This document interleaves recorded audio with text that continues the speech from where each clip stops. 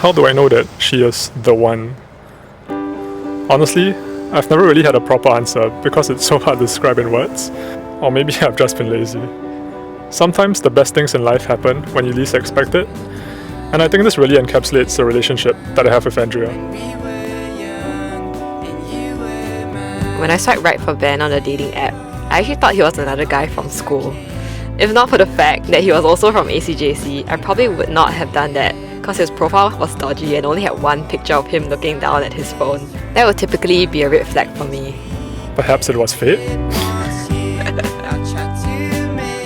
Our first date was at Kurasu, where we met for coffee on a Sunday afternoon. I'd say it wasn't the most exciting first date. Oops. I remember walking into the cafe and noticing how poised and confident she was. I was pretty nervous though. I think I barely knew what to say most of the time.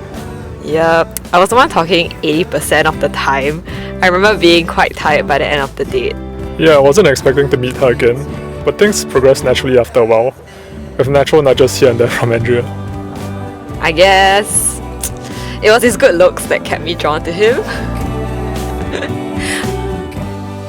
So what set Ben apart from other guys that I've met was that I always felt at ease around him. I could be my true self without worrying about him judging me, and I really liked that. In fact, it wasn't easy to open up initially, but Andrea always made me feel comfortable.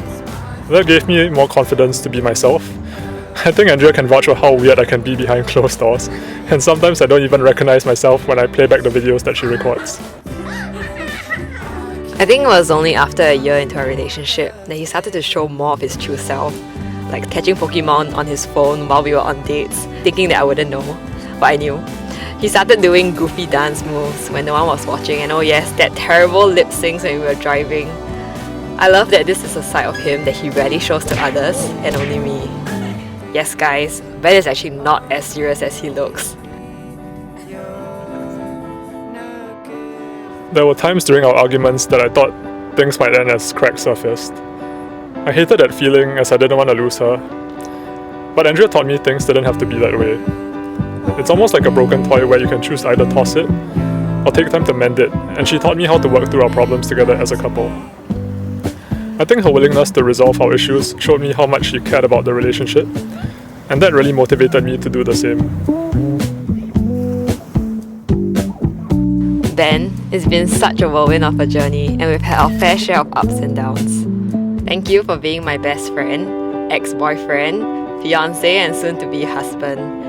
Thank you for always encouraging me to be a better version of myself, for being my calm in the storm, and for letting me be my basic self, especially when it comes to decorating our house. I can't imagine life without you and your silly dances, and I can't wait to spend the rest of my life with you. I love you. So back to the question. Andrea, how do I know that you are the one? I've thought about it a bit harder this time, and if I had to put it in words, I would say it's more of a feeling.